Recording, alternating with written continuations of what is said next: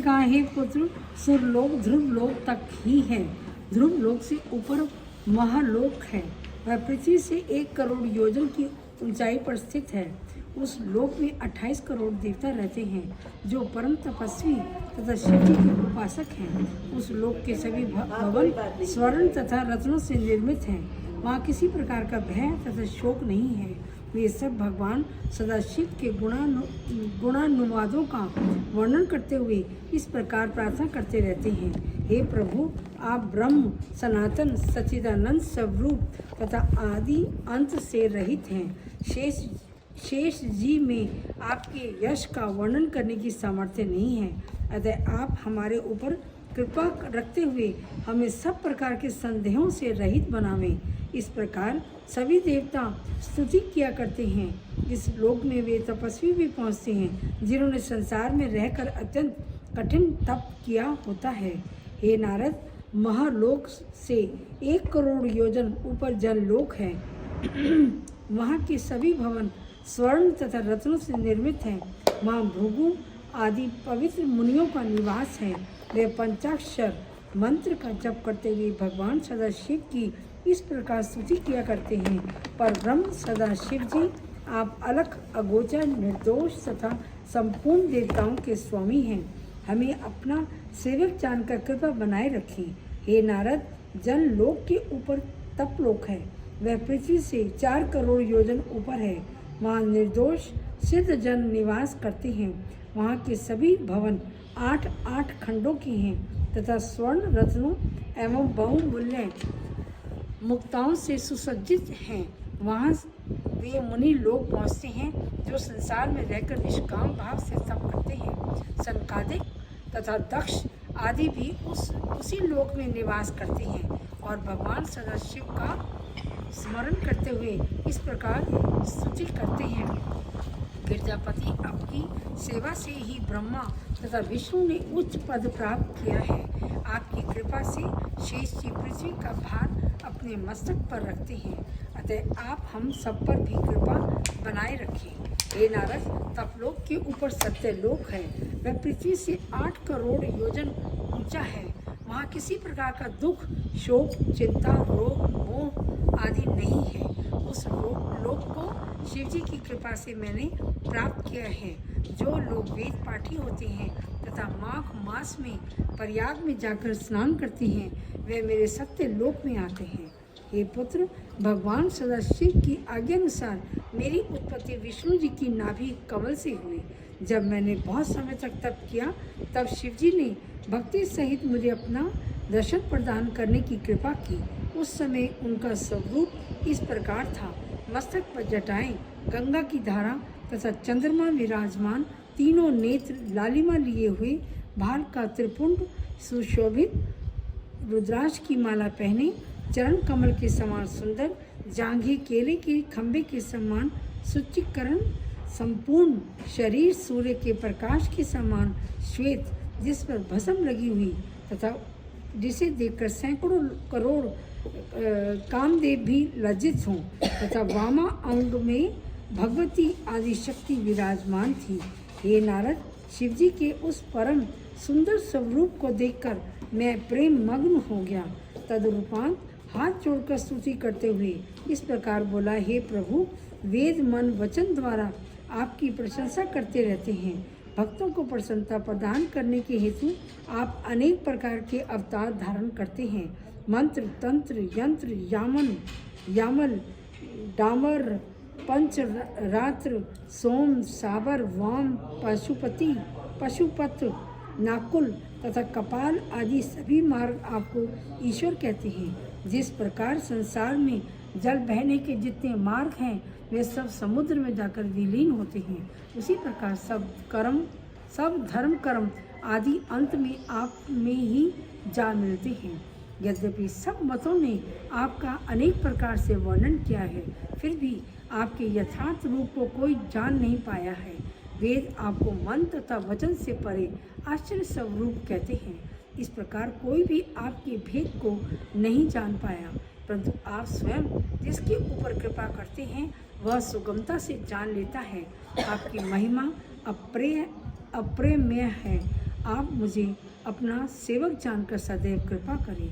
हे नारद, मेरी इस स्तुति को सुनकर शिवजी ने अत्यंत प्रसन्न होकर कहा, हे ब्राह्मण, तुम परम धन्य हो। हम तुम्हें यह वर वरदान प्रदान करते हैं कि तुम्हें संसार को उत्पन्न करने की सामर्थ्य प्राप्त होगी।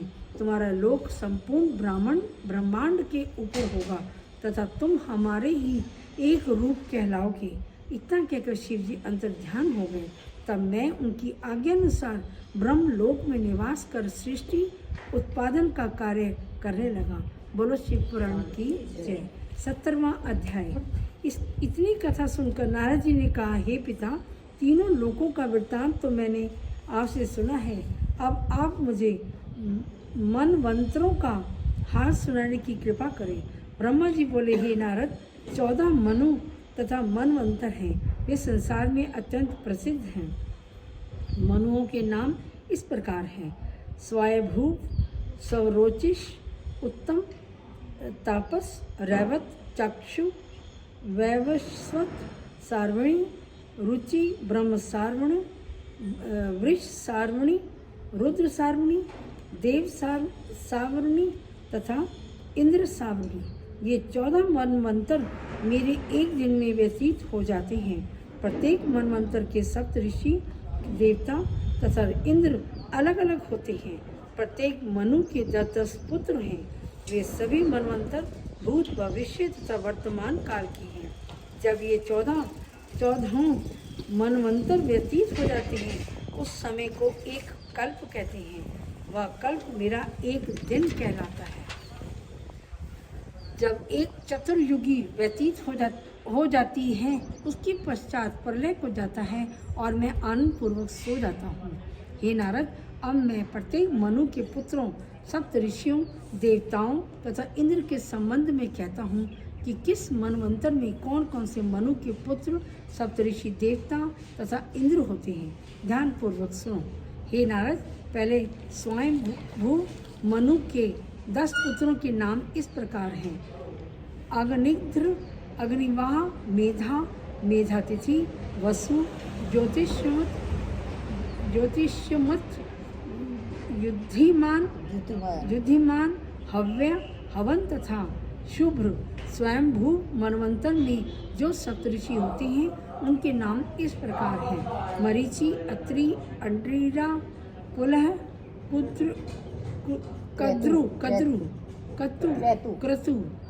क्रतु, पुलस्त्य तथा विशिष्ट। इस मनवंतर में देवताओं के नाम याम तथा इंद्र का नाम यज्ञ होता है।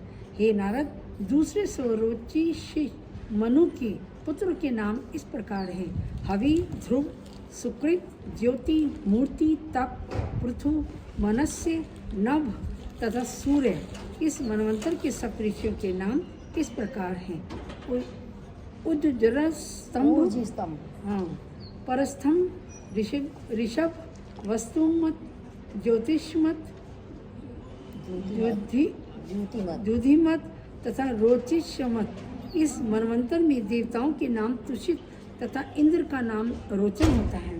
हे नारद, तीसरे उत्तम नामक मनु के पुत्र इस प्रकार हैं: दक्ष, उर्जित, उर्जच, मधु, माधव, शुचि, शुक्रवह, नभस्व, नभ तथा ऋषभ। इस मनवंतर में वशिष्ठ के पुत्र, जिन्हें उर्ज कहा जाता है, सप्तऋषि होते हैं। देवताओं के नाम सत्यवेतु, श्रुति तथा इंद्र का नाम सत्यजीत होता है। हे नारद, चौथे तामस नामक मनु के पुत्रों के नाम इस प्रकार हैं: युद्धिपात, सौतपस्य, तप, तापन, तपरति, शूल, अक्लमाश, धन्वी, खड्ग तथा महर्षि। इस मनवंतर के सप्तऋषियों के नाम इस प्रकार हैं: गर्ग, पृथु, वाग्मी, जन्य, धाता, कपनु तथा कपिस्वास। इस मनवंतर में देवताओं के नाम सत्य तथा इंद्र का नाम विशेष होता है। हे नारद, पांचवें रैवत मनु के पुत्रों के नाम इस प्रकार हैं: प्रथम 4 पुत्रों के नाम चौथे मनु के अंतिम 4 पुत्रों के समान हैं। शेष 6 पुत्रों के नाम यही हैं: निरुस्व, आरण्य प्रकाश, निधे, सत्य, चित तथा क्रतु। इस मनवंतर में सप्त ऋषियों के नाम इस प्रकार होते हैं: देववाह, जयश्रुति, क्षीर, कनकोरम, पर्जन्य, ऊर्ध्वबाहु तथा सोमम। इसमें देवताओं के नाम भूत तथा इंद्र का नाम विभु होता है। हे नारद, छठे चाक्षुष मनु के पुत्रों के नाम वे ही हैं जो अंधिरस के पुत्रों के नाम हैं। वे संख्या में 10 हैं। इस मनवंतर के सप्त ऋषियों के नाम इस प्रकार होते हैं: भृगु, सुंदर, अंबर, विवस्व, सुधर, विरजा तथा सुहेतु। इस मनवंतर में 5 प्रकार के देवता होते हैं जिनके नाम इस प्रकार हैं: आप, प्रसूर, क्रतु, पृथुग्र तथा खेल। इसमें इंद्र का नाम मंत्र दुम होता है। हे नारद, 7वें वैवस्व मनु के पुत्रों के नाम इस प्रकार हैं: इक्ष्वाकु, भृगु, गरुध्रत, शरति, नरिष्यंत, नाभाग, दिष्टक, रोष, पृष्ठ तथा वसुमान। इसमें सप्त ऋषियों के नाम ये हैं: अत्रि, विशिष्ट, कश्यप, गौतम, भारद्वाज, विश्वामित्र तथा जमदग्नि। इस मनवंतर में 12 आदित्य, 72 मरुदगण, 11 रुद्र तथा विश्वामित्र होता है। इसमें इंद्र के नाम पुरंदर है। इसमें सारे ऋषियों के नाम बताएं जो सब ब्राह्मण हैं। के नाम इन्हीं के नाम से तो आगे कुल चल रहे हैं। कुल चल रहे हैं, इन्हीं के आगे से तो कुल चल रहा है। हे नारद, 8वीं सर्वाणी मनु के पुत्रों के नाम इस प्रकार हैं: वरिवान, अवनेन्तवन, सुमंत, घृत, मान, वसु, वरिष्ठ, आढ्य, विष्णुरात तथा सुमति। इसमें सप्तऋषियों के नाम इस प्रकार होते हैं: पराशर, व्यास, अत्रिज, कृपाचार्य, द्रोणाचार्य, अश्वत्थामा तथा गालव। सारे उसके हैं ना, ये भी ऋषि हैं। द्वापर युग। हाँ, ऋषि हैं। हाँ, द्वापर युग के हैं ना ये सारे। तथा गालव। इस मनवंतर के देवताओं के नाम अज, मरीच, हाँ, अच्छा, अश्वत्थामा तथा गालव। इस मनवंतर के देवताओं के नाम अज, मरीच तथा कश्यप हैं एवं इंद्र को बलि कहा जाता है। हे नारद, बहुत ही सारे हैं तो बड़े मुश्किल लोग बुलाते कैसे होंगे इतना। क्या हमारे जैसे बोलते थक गए, है ना। ये तो ठीक है, संस्कृत में नहीं पढ़ संस्कृत के ये संस्कृत के नाम है। संस्कृत के नाम है। लैंग्वेज वही है, संस्कृत के नाम। हे नारद, 9वें ऋषि नामक मनु के पुत्रों के नाम इस प्रकार हैं: धृतकेतु, दीप्तकेतु, पंचहस्त, निकृत, वृषकेतु, पृथ्वीश्रवा, धूम्न, श्रव, ऋचिक तथा गयभृत। इस मनवंतर के सब ऋषियों के नाम ये हैं: मेधातिथि, वसु, ज्योतिष्मान, घृतमत, सार्वणी, हव्य तथा पुलह। इसमें देवताओं के नाम प्रियमुख तथा इंद्र का प्रभु होता है। हे नारद, 10वें ब्रह्मास्वणी मनु के पुत्रों के नाम इस प्रकार हैं: अक्षय, उत्मौजस, भूरिसेन, वृषसेन, शातनिक, निर्मित्र, जयद्रथ, भूरिधुम, दर्श तथा सुरुचि। इसमें देवताओं के नाम दृष्टदत्त तथा इंद्र का नाम शंभु होता है। हे नारद, 11वें वृष सारवणी मनु के पुत्रों के नाम इस प्रकार हैं: सर्वगत, सुरानिक, शामक, दर्शकुहु, बाहु, नामखंड, मनु, द्रुदेशु, सुशर्मा तथा अधा। इस मनवंतर में सप्त ऋषियों के नाम इस प्रकार होते हैं: हविष्मत, अनघ, निस्वर, अष्टवर्ग, चारुधृष्ट, वरिष्ठ, विशिष्ट तथा दत्त। इस मनवंतर में संगम, काम, गम तथा निर्माण पर काम नामक 3 प्रकार के देवता होते हैं तथा इंद्र का नाम वैधृत होता है। हे नारद, 12वें रुद्र सारवणी मनु के पुत्रों के नाम इस प्रकार हैं: देववान, उपदेव, देवश्रेष्ठ, सुरनाथ, देवक, देवप्रभ, वरदेव, देवप्रिय, सुरप्रिय तथा प्रिय रेवा। इस मनवंतर में सप्तऋषियों के नाम इस प्रकार होते हैं: विशिष्ट सूत, अत्रि सूत, अरहिंडा सूत, कश्यप सूत, पुलह सूत, पुलस्य सूत तथा भृगु सूत। इसमें देवता पंच रहित के नाम से प्रसिद्ध होते हैं तथा इंद्र का नाम क्रतुधाम होता है। हे नारद, 13वें देवसावर्णी मनु के पुत्रों के नाम इस प्रकार हैं: चित्र, विचित्र, तप, वृषधर, अघन, सुनेत्रु, क्षेत्रव्रत, निर्भय, द्रोण तथा सुतप। इस मनवंतर के सप्तऋषियों के नाम इस प्रकार हैं: धृतमति, हव्यपान, तत्वदर्शी, सुतपा, पराकम, निरुत्सव तथा निर्दह। इसमें देवताओं को संत राम तथा इंद्र को देवपति कहते हैं। हे नारद, 14वें इंद्र सार्वणी मनु के पुत्रों के नाम इस प्रकार हैं: बुघन, तरंग, मेरु, विष्णु, प्रवीण, सुनंदन, तेजस्वी, संबल, तनुग्रह तथा अनु। ये इजी हो गया ना? ये थोड़े ये अभी क्यों होंगे ना। इस मनवंतर के सप्तऋषि के नाम इस प्रकार हैं: अग्निध्र, मागध, अतिब्रह्म, शुचि, युक्ति, शुक्र तथा अजित। इसमें देवताओं का नाम चक्षु तथा इंद्र का नाम शुचि होता है। बोलो शिव पुराण की जय। 18वां अध्याय। कोई नहीं, ये पढ़ लेते। इतनी कथा सुनकर नारद जी ने कहा, हे पिता, मनमंत्रों का वृत्तांत सुनकर मुझे अत्यंत आनंद हुआ है।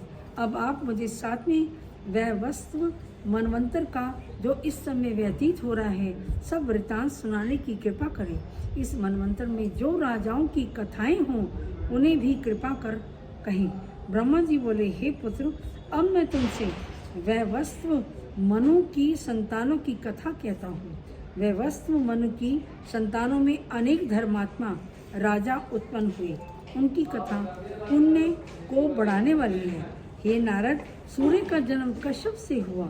सूर्य की संज्ञा नामक स्त्री द्वारा श्राद्ध देव तथा यम नामक 2 पुत्र एवं यमुना नामक एक कन्या का जन्म हुआ।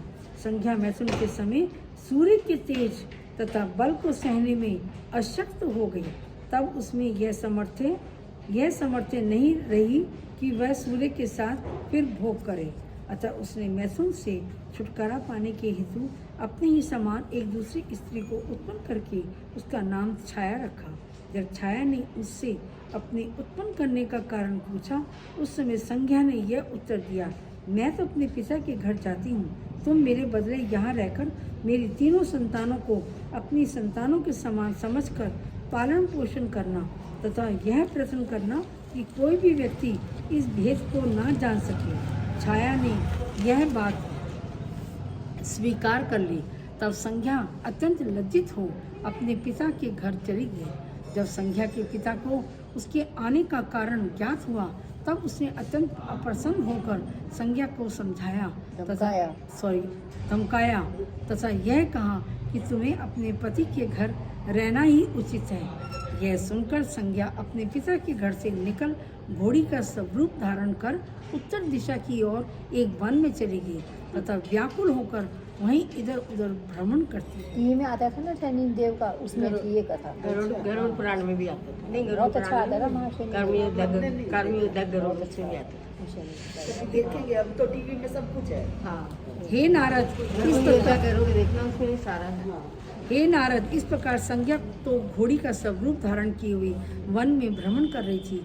उधर सूर्य इस भेद को ना जानकर छाया को ही संज्ञा समझते हुए उसके साथ रमण करते रहते थे। परिणाम स्वरूप छाया के गर्भ से 2 बालक तथा एक कन्या की उत्पत्ति हुई। पहली बार उसके गर्भ से सार्वणी नामक पुत्र उत्पन्न हुआ जो 8वां मनु होगा। दूसरी बार शनिचर नामक पुत्र उत्पन्न हुआ जो 7वां ग्रह है। तीसरी बार तप्ती नामक एक कन्या उत्पन्न हुई जिसका विवाह सार्वणी मनु के साथ हुआ। जब छाया को संज्ञा की भांति रहते हुए बहुत समय व्यतीत हो गया तब उसकी बुद्धि में विरोध उत्पन्न होने से वह अपनी संतानों से अधिक प्रेम करने लगी तथा संज्ञा के पुत्रों से घृणा कर उठी। श्राद्ध देव तो इस बात को सह गए, परंतु यम को छाया का ऐसा व्यवहार देखकर अत्यंत क्रोध हुआ और उन्होंने उसे मारने की इच्छा से अपना पांव ऊपर उठाया। उस समय छाया ने अत्यंत क्रोध होकर यम को यह श्राप दिया कि तुमने जो पैर मेरे मारने के लिए उठाया है वह तुम्हारे शरीर से अलग होकर गिर पड़ेगा। हे नारद, इस शाप को सुनकर यम अत्यंत क्रुद्ध हो गए। सूर्य के समीप पहुँचे तथा उन्हें सब हाल सुनाते हुए यह प्रार्थना की कि हे पिता, आप ऐसी कृपा करें जिससे मेरा पाँव गिरने से बच जाए। यम की बात सुनकर सूर्य को अत्यंत आश्चर्य हुआ और वे सोचने लगी कि यह क्या आश्चर्य है जो माता अपने पुत्र पर इस प्रकार क्रोध करती है। फिर कुछ विचार करने के उपरांत उन्होंने यम को धैर्य बंधाते हुए कहा, हे पुत्र, तुम चिंता मत करो। मुझे अत्यंत आश्चर्य है कि तुम्हारे जैसे धर्मात्मा तथा सत्यवादी पुत्र को तुम्हारी माता ने किस प्रकार दोष लगा दिया है। संसार में किसी भी पिता में ऐसी सामर्थ्य नहीं है कि वह माता के दिए हुए शाप को दूर कर सके। हाँ, मैं तुम्हें यह वर अवश्य देता हूँ कि तुम अंग भंग हो जाने पर भी पृथ्वी पर नहीं गिरोगे तथा तुम्हें कोई कष्ट नहीं होगा। हे नारद, इस प्रकार यम को समझाने के उपरांत सूर्य ने छाया के समीप जाकर यह कहा, हे निर्बुद्धि स्त्री, तूने ये कैसा दुष्कर्म किया है। माता के समीप सभी पुत्र एक समान होते हैं। तू मुझे वास्तविक कारण बता। यह सुनकर छाया ने प्रारंभ से अंत तक सब सच्चा हाल कह सुनाया और यह बता दिया कि वह संज्ञा के रूप में यहाँ रहकर अवश्य रही है, परंतु वास्तव में संज्ञा नहीं है। यह सुनकर सूर्य अपने शवुसुर के घर जा पहुँचे। वहाँ जब उन्हें यह ज्ञात हुआ कि संज्ञा वन को चली गई है तो वे अपने तेज को कम करके संज्ञा को ढूंढने के लिए निकले। जब उन्होंने वन में जाकर यह देखा कि संज्ञा घोड़ी का स्वरूप रखकर विचरण कर रही है तो उन्होंने स्वयं घोड़े का रूप धारण कर उसके साथ मैथुन करना चाहा। यह देखकर संज्ञा भयभीत हो आगे की ओर भाग उठी। उस समय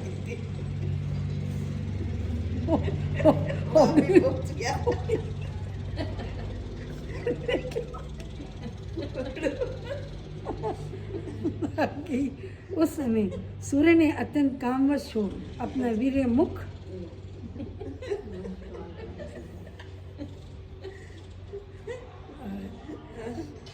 अपना मुख मार्ग द्वारा संज्ञा के मुख पर छोड़ दिया। उस वीर्य के व्यवहार से संज्ञा की नासिका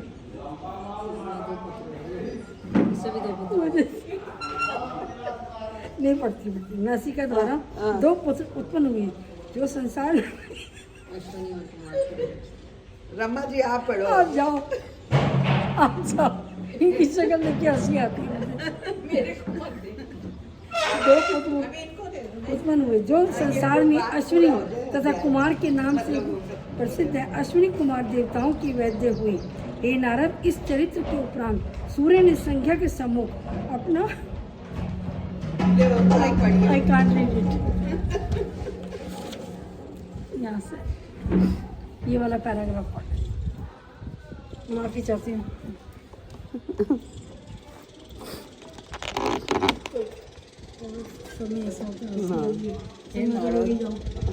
हे नारद, इस चरित्र के उपरांत सूर्य ने संध्या के सम्मुख अपना स्वरूप अत्यंत कोमल तथा सुंदर रूप में प्रकट किया। उसे देखकर संध्या भी अत्यंत प्रसन्न हो वास्तविक स्वरूप धारण कर अपने घर लौट आई। फिर छाया भी उसके साथ रहकर स्नेहपूर्वक समय व्यतीत करने लगी। संध्या के पुत्र श्राद्धदेव सातवें मनु हुए जो बेवस्तव नाम से प्रसिद्ध है। यमराज ने दिक्पाल होकर उच्च पद को प्राप्त किया। यमुना ने नदी होकर श्री कृष्णचंद्र जी से अधिक स्नेह पाया। इसी प्रकार छाया की संतानों में से सावर्णी 8वें मनु हुए तथा शनेश्वर ने ग्रह पद को प्राप्त किया। जो लोग इसे पढ़ते सुनते अथवा सुनाते हैं उन्हें दोनों लोकों में सुख प्राप्त होता है। श्री पुराण 19वां अध्याय। ब्रह्मा जी ने कहा, हे पुत्र, अब मैं श्राद्धदेव अर्थात बेवस्ता मनु के वंश का वर्णन करता हूँ। इस वंश के राजा बड़े तपस्वी तथा प्रतापी थे। एक बार श्राद्धदेव ने वशिष्ठ मुनि की सहायता से तेजस्वी तथा भाग्यवान पुत्रों की प्राप्ति के हेतु वरुण यज्ञ करना आरंभ किया। उस समय श्राद्धदेव की रानी ने वशिष्ठ जी से एकांत में यह विनय की, हे ऋषि, आप ऐसा उपाय कीजिए जिससे मेरे गर्भ द्वारा पुत्र न होकर कन्या का जन्म हो।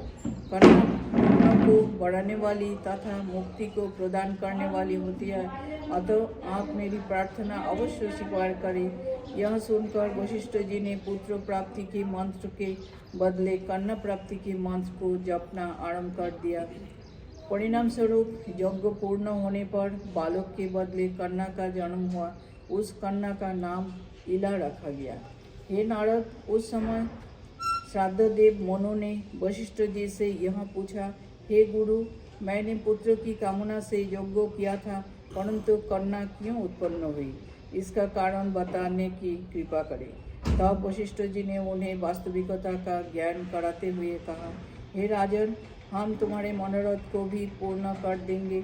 इस प्रकार जब श्राद्धदेव की चिंता दूर हो गई, तब उन्होंने इला किया और प्रसन्नतापूर्वक देखा। जब उन्हें यह ज्ञात हुआ कि यह कन्या परम तेजस्विनी है, तो वे अपने मन में अत्यंत प्रसन्न हुए। फिर उन्होंने इला को ईडा नाम से संबोधित करते हुए अपने पास बुलाकर यह कहा, हे पुत्री, तुम हमारे समीप आकर खेलो। उस समय ईडा उन्हें उत्तर देते हुए बोली, हे पिता, मेरा जन्म मित्रा वरुण के अंश से हुआ है। यद्यपि आपको पुत्र की आकांक्षा थी, परंतु माता की अभिलाषा पूर्ण करने के हेतु मेरा जन्म हुआ है। फिर भी मैं आपकी अभिलाषा भी पूर्ण कर दूंगी। आप मुझे मित्रा वरुण के पास जाने की आज्ञा दे दीजिए। हे नारद, यह सुनकर श्राद्धदेव ने ईडा को मित्रा वरुण के पास जाने की आज्ञा दे दी। तब वह उनके पास पहुंच हाथ जोड़ स्तुति करती हुई इस प्रकार बोली, हे प्रभु, मैं आपके अंग से उत्पन्न हुई हूँ, अतः आप जो आज्ञा देंगे वह कार्य करने के लिए मैं प्रस्तुत हूँ। ईडा के ऐसे वचन सुनकर मित्रा वरुण ने अत्यंत प्रसन्न होते हुए कहा, हे ईडा, मैं तुम्हारी विनय तथा सत्यवादिता में से अत्यंत प्रसन्न हूँ। अब तुम संसार में मेरे नाम से प्रसिद्ध होगे। तुम्हारा शरीर भी लड़के के रूप में परिवर्तित हो जाएगा। तुम्हारा नाम शुद्धुग होगा। मित्रा वरुण के यह वचन सुनकर ईडा अत्यंत प्रसन्न हो मनु के पास लौट आई। उन्हीं दिनों वशिष्ठ जी ने भगवान सदाशिव को प्रसन्न करके यह वर मांगा कि श्राद्धदेव की पुत्री ईडा पुत्र रूप में परिवर्तित हो जाए। अतः शिव जी के वरदान एवं मित्रा वरुण की कृपा से ईडा लड़का हो गई और शुद्धुग नाम से संसार में प्रसिद्ध हुई। हे नारद, एक दिन शुद्धुग ने शिकारियों का वेश धारण कर शिकार खेलने के लिए उत्तर दिशा की ओर गया। वहाँ संयोगवश वह सूर्यगिरी के नीचे, जहाँ पर शिवजी गिरिजा सहित विहार कर रहे थे, जा पहुँचा। उस स्थान पर पहुँचते ही वह अपने सभी साथियों सहित स्त्री रूप को प्राप्त हो गया। यह आश्चर्य देखकर सब लोग अत्यंत चकित हुए। शुद्धुघ्न के वहाँ पहुंचकर स्त्री हो जाने का यह कारण था कि एक बार जब भगवती गिरिजा उस स्थान पर भगवान सदाशिव के साथ विहार कर रही थी, तब कुछ देवता शिवजी के दर्शन प्राप्त करने के हेतु उस स्थान पर जा पहुँचे थे। परंतु जब उन्होंने यह देखा कि शिवजी विहार में मग्न हैं, तब वे लज्जापूर्वक वहाँ से लौट आए और बद्रीवन में ठहर गए। जब गिरिजा को यह ज्ञात हुआ कि यहाँ देवता आए थे और उन्हें विहार करते हुए देख गए हैं, तो वे अपने मन में अत्यंत लज्जित हुए। उस समय शिवजी ने गिरिजा के हृदय को संतोष प्रदान करने के हेतु यहाँ कहा, हे गिरिजे, भविष्य में जो भी मनुष्य इस स्थान पर आएगा वह स्त्री रूप हो जाएगा। इसलिए जब वह वहाँ जा पहुँचा तो उस शाप के प्रभाव के कारण स्त्री हो गया। हे नारद, स्त्री हो जाने पर सुदुप अत्यंत दुखी हो अपने साथियों सहित इधर उधर भ्रमण करने लगा तथा घर लौट कर नहीं गया। जिस समय वह वन में भ्रमण कर रहा था तभी चंद्रमा का पुत्र बुध भी उसके समीप आ पहुंचा। जब बुध ने परम सुंदरी नारी के रूप में सुदुप्न को देखा तो वो उस पर मोहित हो गया। स्त्री रूप सुदुप्न भी बुध पर आसक्त हो गया।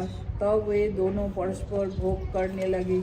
उन दिनों के संयोग से पुरुरवा नामक एक अत्यंत प्रतापी राजा का जन्म हुआ।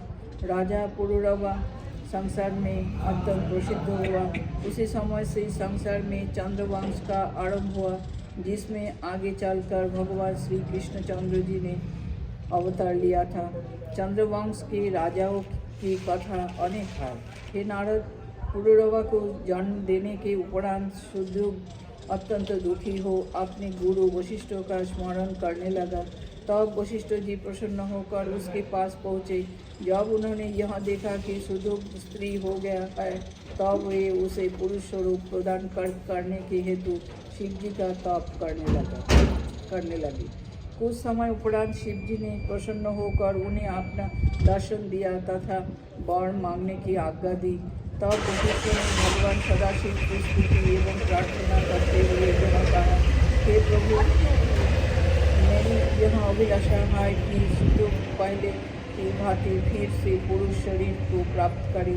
वशिष्ठ जी की प्रार्थना सुनकर शिव जी बोले, हे वशिष्ठ जी, हमने उस वन को जो शाप दिया है वह तो मिथ्या नहीं होगा, परंतु हम तुम्हारी तपस्या से प्रसन्न होकर यह वरदान देते हैं कि सुदुप 1 महीने का स्त्री रूप में रहेगा और दूसरे महीने पुरुष हो जाया करेगा। वह अपने राज्यों का विधिपूर्वक संचालन करेगा तथा हमारी कृपा से इसे किसी प्रकार का कष्ट नहीं होगा।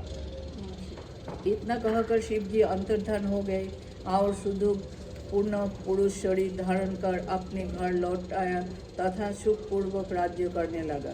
उसने उत्कल, गया तथा विमल नामक 3 पुत्रों को जन्म दिया।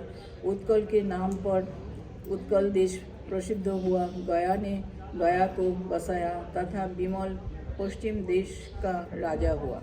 श्री शिव पुराण 20वां अध्याय। इतनी कथा सुनकर नारद जी ने कहा, हे पिता, जिस समय राजा सुदुप राज्यों को त्याग कर वन में चले गए तदुपरांत मनु ने क्या कार्य किए, आप मुझे यह बताने की कृपा करें। ब्रह्मा जी बोले, हे नारद, मनु के 10 पुत्र उत्पन्न हुए। उनमें सबसे बड़े पुत्र का नाम इक्ष्वाकु था। उसी के वंश का मैं वर्णन करता हूँ। इक्ष्वाकु ने 100 पुत्रों को जन्म दिया। वे सब बड़े धर्मात्मा तथा प्रजापालक थे। उन पुत्रों में सबसे बड़े का नाम मलकक्ष था। उसने अयोध्यापुरी का सुखपूर्वक राज्य किया। एक बार श्राद्ध के समय मांस की आवश्यकता पड़ने पर इक्ष्वाकु ने मलकक्ष को शिकार कर लाने की आज्ञा दी। तब वे पिता की आज्ञानुसार वन में गए और वहाँ से एक शशक को मारकर घर को लौटे। मार्ग में उन्हें इतनी जोर की भूख लगी कि वे उसी शशक में से थोड़ा मांस खा गए। जो मांस शेष बचा उसे राजा इक्ष्वाकु को लाकर दे दिया। उस भेद को वशिष्ठ जी जान गए। तब उन्होंने इक्ष्वाकु से यह कहा, हे राजन, यह मांस झूठा होने के कारण श्राद्ध के योग्य नहीं है। यह सुनकर राजा इक्ष्वाकु अपने पुत्र से अप्रसन्न हो राज्यों को त्याग वन में चले। वहाँ वशिष्ठ मुनि द्वारा प्राप्त ज्ञान से शिव जी का तप करते हुए परम पद को प्राप्त हुए। हे नारद, इक्ष्वाकु के चले जाने पर वशिष्ठ जी ने मलकक्ष को राजा बनाया। वह संसार में शशाद नाम से प्रसिद्ध हुआ। उसके पश्चात क्रमानुसार अन्य इक्ष्वाकुवंशी राजाओं ने राज्य किया। हे नारद, यह मैं तुम्हें बता चुका हूँ कि बेवस्त्रम के उत्तराधिकारी इक्ष्वाकु तथा इक्ष्वाकु के मलकक्ष अर्थात शशाद हुए। तदुपरांत उनके उत्तराधिकारी रिपुत्रय कौस्तुभ, हरिवाह, अर्णव, हर्यश, पृथु, चंद्र, जुवनाश, मरस्यक, बृहदश, कपिल तथा दृढ़श्व, ये सब क्रमानुसार राजा हुए। दृढ़श्व के पश्चात हर्यश्व, निमिकुंभ, संघताश्व, कृशाश्व, प्रसेनजीत तथा जुवनाश्व हुए। जुवनाश्व के कोई पुत्र उत्पन्न नहीं हुआ, जिससे वह अत्यंत दुखी हो अपनी 100 रानियों को लेकर वन में चला गया। वहाँ मुनियों ने राजा से पुत्र प्राप्ति के हेतु इंद्र यज्ञ कराया। एक दिन भाग्यवश रात्रि के समय राजा त्रिशातुर हो पानी पीने के लिए उस स्थान पर गए जहाँ यज्ञों की सामग्री रखी हुई थी। उस समय सब ऋषि मुनि सो रहे थे। वहाँ एक कलश में मंत्री से अभिषेक जल रखा हुआ था। राजा को उस जल के संबंध में कोई बात नहीं मालूम थी, अतः उसने प्यास बुझाने के लिए उसी जल को पी लिया। हे नारद, प्रातःकाल होने पर मुनियों ने कलश को जल से रहित देखा तो सब लोगों से पूछताछ की। उस समय राजा ने उन्हें बताया कि त्रिशातुर होने के कारण मैंने उस जल को पी लिया है। यह सुनकर मुनियों ने उत्तर दिया, हे राजन, यह वही जल था जिसके द्वारा तुम्हारे घर पुत्र उत्पन्न होता, परंतु अब जो ईश्वर की इच्छा है उसके सम्मुख किसी का क्या बस चल सकेगा। निदान यज्ञ तो समाप्त हो गया और नियत समय आने पर राजा की कोख फाड़कर एक सुंदर बालक ने जन्म लिया। जब वह बालक दूध के लिए रोने लगा, उस समय मुनियों की प्रार्थना पर इंद्र ने प्रकट होकर उसके मुंह में अपनी कनिष्ठ अंगुली डालते हुए कहा, मांधाता अर्थात मुझे पी।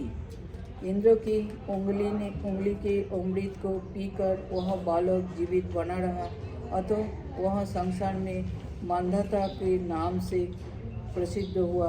जब मांधाता हम लोग बोलते हैं ना, मांधाता अमूल का है, ये मतलब बहुत पुराना होने से मांधाता अमूल मन्नत का है, मीन्स वैसे मन्नत का। अतः वह संसार में मांधाता के नाम से प्रसिद्ध हुआ। जब मांधाता बड़ा हो गया तब जुवनाश्व उसे राज्य सौंप कर स्वयं तप करने के हेतु वन में चले गए। हे नारद, राजा मांधाता संपूर्ण भूमंडल के चक्रवर्ती सम्राट हुए। वे त्रसदस्यु के नाम से भी प्रसिद्ध हुए। उन्होंने 2 पुत्रों को जन्म दिया, जिनमें एक का नाम पुरपुस्त तथा दूसरे का नाम मुचुकुंद था। राजा मुचुकुंद ऐसे प्रतापी हुए कि स्वयं इंद्र भी उनसे सहायता लेने के लिए आए। मुचुकुंद के भाई पुरुकुस्त ने त्रयारुणी नामक पुत्रों को जन्म दिया। त्रयारुणी ने राज्य पद को प्राप्त किया। उनके सत्यव्रत नामक एक ऐसा पुत्र उत्पन्न हुआ जिसने तेजस्वी मंत्रों को भ्रष्ट कर दिया। वह अपनी स्त्री को मारकर अनेक प्रकार के पाप करने लगा। उस समय राजा त्रयारुणी ने उसे अपने घर से निकाल दिया। तब वह रसोई घर के पास जाकर रहने लगे। उसका कुकर्मी को देखकर राजा त्रयारूपी राज्यों को त्याग कर तप करने के हेतु वन में चले गए। हे नारद, राजा सत्यव्रत जिस वन में तप कर रहे थे, उन्हीं दिनों विश्वामित्र भी अपने घर द्वार को त्याग कर तप करने के लिए वन में आ पहुँचे थे। सत्यव्रत भी उनके आश्रम के पास ही वन में रह रहा था। एक दिन विश्वामित्र की पत्नी दरिद्रता के कारण अपने मझले पुत्र को कंठ से रस्सी बांधकर बेचने लगी। वह उसके बदले में 100 गौ चाहती थी। सत्यव्रत ने दया करके उस बालक को छुड़ा दिया और स्वयं उसका पालन पोषण करने लगा। तब वह बालक गालब नाम से संसार में प्रसिद्ध हुआ। उसके द्वारा संसार में एक गोत्र गालब नाम से चला। ये हमारे गोत्र ये गालब गोत्र हाँ गोत्र ये सारे ये जितने भी ऋषि मुनि सारे उसी के साथ उसी से सृष्टि चल रही है। हे नारद, सत्यव्रत विश्वामित्र का हर प्रकार से प्रतिपालन करता था। जिस समय तक सत्यव्रत वन में रहा, उस समय वशिष्ठ मुनि राजा के राज्य तथा कुटुंब का संचालन करते रहे। 12 वर्ष व्यतीत हो जाने पर भी वशिष्ठ जी ने राजा सत्यव्रत को राज्य सिंहासन पर बैठने के लिए आमंत्रित नहीं किया। एक बार सत्यव्रत क्षुधा से अत्यंत पीड़ित हुआ, तब उसने क्रुद्ध होकर वशिष्ठ मुनि की एक गाय को मार डाला और उसका मांस विश्वामित्र मुनि के साथ स्वयं खाया। हे नारद, वशिष्ठ जी को जब यह समाचार मिला तो उन्होंने सत्यव्रत को महान प्राणी ठहराया। जब विश्वामित्र ने यह देखा कि वशिष्ठ न तो सत्यव्रत को उसके सिंहासन पर बैठा रहे हैं और न उसे सुख भोग ही करने देना चाहते हैं, इसके विपरीत उसे महापापी ठहरा बैठा है, तब उन्होंने सत्यव्रत को तृणरूपी के स्थान पर अपने तपोबल के प्रभाव से चक्रवर्ती राजा बना दिया तथा सशरीर स्वर्ग पहुँचाया। जिस समय त्रिशंकु को देवताओं ने सशरीर स्वर्ग में आते देखा तो उन्होंने उसे स्वर्ग से नीचे डाल दिया, परंतु विश्वामित्र ने उसे पृथ्वी पर न गिरने देकर बीच में ही रोक दिया। तब से राजा त्रिशंकु आकाश में लटका हुआ अब तक दिखाई देता है। हे नारद, राजा सत्यव्रत द्वारा हरिश्चंद्र का जन्म हुआ। वे परम धर्मात्मा हुए। जब उनके कोई पुत्र उत्पन्न नहीं हुआ तो वे चिंतित होकर वन में जा पहुँचे।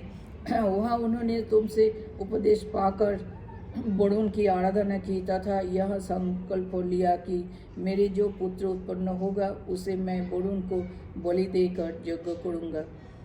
उस तप के प्रभाव से वरुण ने राजा को एक पुत्र दिया, उसका नाम रोहित रखा गया।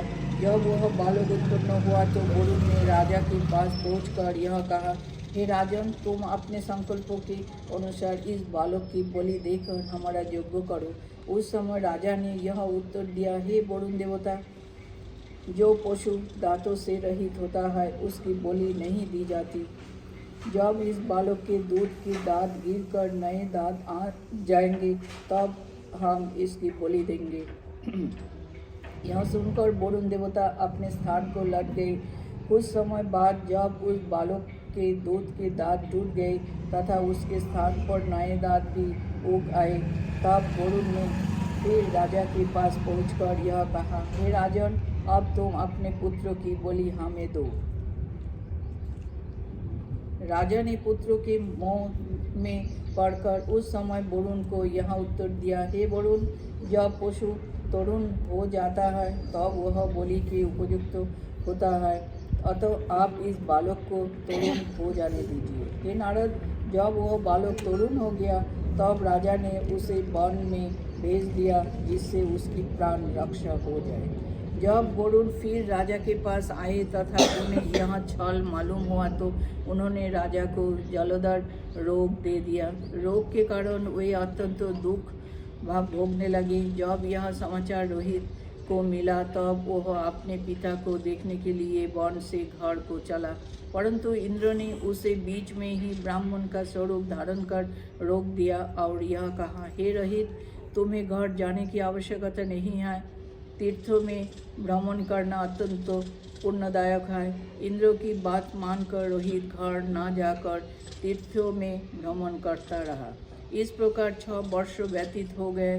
हे नारद, तदुपरांत रोहित ने अपने पिता का रोग दूर करने के लिए अजिगर्तों के मझले लड़के शून्यशेख को बलिदान के लिए खरीदकर अपने पिता राजा हरिश्चंद्र के पास भेजा। जब राजा ने रोहित के बदले उस बालक को बलिदान करना चाहा, उस समय शून्यशेख ने विश्वामित्र के बताए हुए 2 मंत्रों का पाठ किया, जिनके प्रभाव से वरुण देवता उस पर प्रसन्न हो गए और उसकी जान बच गई। तदुपरांत वरुण देवता ने हरिश्चंद्र के रोग को भी दूर कर दिया। हरिश्चंद्र के उपरांत रोहित राज्य सिंहासन पर बैठा।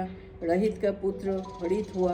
हरित से चंप से विजय, विजय से मृग, मृग से वृक तथा वृक से बाहु उत्पन्न हुआ। कितना जनरेशन आ गया ना। हे नारद, जिस समय बाहु राज्य सिंहासन पर थे तब उनके ऊपर शत्रुओं ने चढ़ाई कर दी और उन्हें राज्य से भ्रष्ट कर दिया। तब वे अपनी स्त्री तथा पुत्र सहित भागकर ऊर्ज मुनि की शरण में गए। वहाँ राजा बाहु की पत्नी ने सगर नामक एक बालक को जन्म दिया।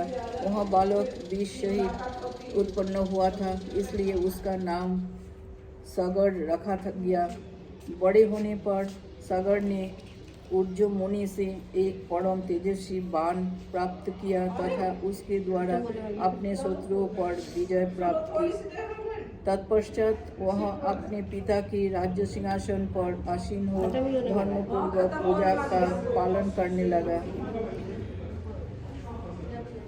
इस प्रकार राजा मंदाता के बाद क्रमशः मुचुकुंद, पुरुकुस्त, कृष्णाकुरुनी, सत्यव्रत अर्थात त्रिशंकु, हरिश्चंद्र, रोहित, हरित, चंपक, विजय, वृक, बाहु तथा सगर राजा हुए।